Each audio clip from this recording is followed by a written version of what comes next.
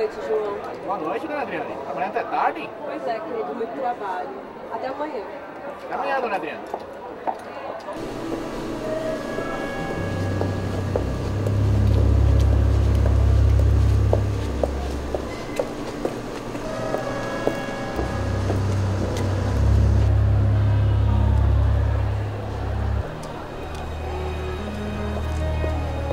Carlos, socorro!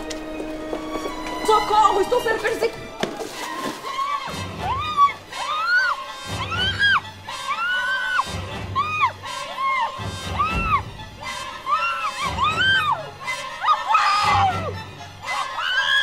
Cala a boca!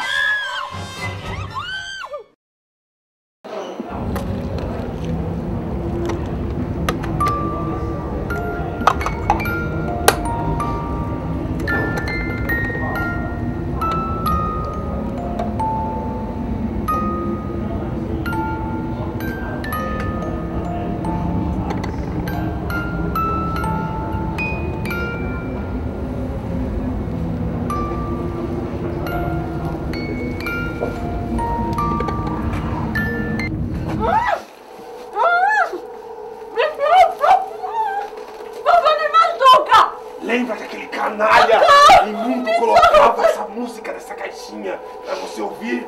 Socorro! Me solta!